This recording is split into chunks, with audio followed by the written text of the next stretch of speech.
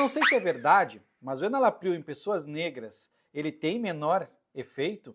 Será que isso é mito ou é verdade, gente? Vem comigo, sou o professor João Victor Laureano e vou te explicar se isso tem sentido ou não. Antes de eu responder essa pergunta para vocês, em primeiro lugar nós temos que entender como é que funciona esse sistema renina-angiotensina. Em primeiro lugar, nós vamos ver que nós temos o angiotensinogenio, ele vai ser convertido pela renina, e renina é uma enzima, então, que vai converter ele em angiotensina 1. E nós vamos ter a enzima conversora de angiotensina que converte a angiotensina 1 em angiotensina 2. Essa angiotensina é que faz com que as paredes musculares das pequenas artérias, arteríolas, se contraem, aumentando então a pressão arterial, além também de provocar a liberação aqui de aldosterona, que é um hormônio produzido pelas glândulas adrenais, e também vasopressina, que é um hormônio antidiurético pela hipófise. A aldosterona, a vasopressina, elas fazem com que o rim, eles retenham mais sódio. Se eles retêm mais sódio, você vai ter aumento de sódio, vai fazer com que a água seja retida, aumentando assim o volume de sangue e a pressão arterial. Mas professor, o que tem a ver? A pergunta foi se a população negra, os antihipertensivos funcionariam menos. Na verdade, nós temos alguns estudos mostrando que uma parte da população negra tem baixa produção de renina.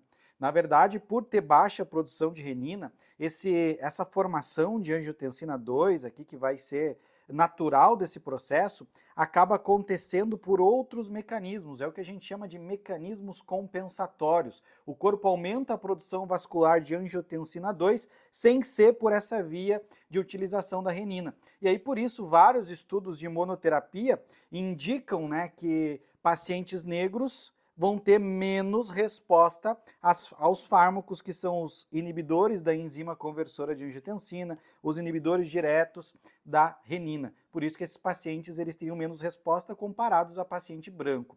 Além disso, também foi comparado, né, a utilização desses fármacos com outras classes de fármacos, como por exemplo os bloqueadores de canais de cálcio, os diuréticos tiazídicos, que são indicados, né, como primeira escolha para o tratamento de hipertensão na população negra, e viram que toda vez que você usava IECA, inibidor da enzima conversora de angiotensina, você tinha um aumento do risco cardiovascular nesses pacientes. Por isso, então, nesse sentido, até as diretrizes terapêuticas norte-americanas e europeias não vão recomendar IECA para pacientes que são negros, tá? Isso é bem importante da gente entender. Nem ECA, nem BRA, porque o que fazem os bloqueadores dos renina ali, né, angiotensina? Eles vão bloquear o receptor, mas se você tem outras vias aqui para ativar, eles não vão ter resposta tão efetiva. Entretanto, nós temos que entender também que quando a gente fala de brasileiros, nós temos que entender que mesmo assim a gente tem uma característica um pouco diferente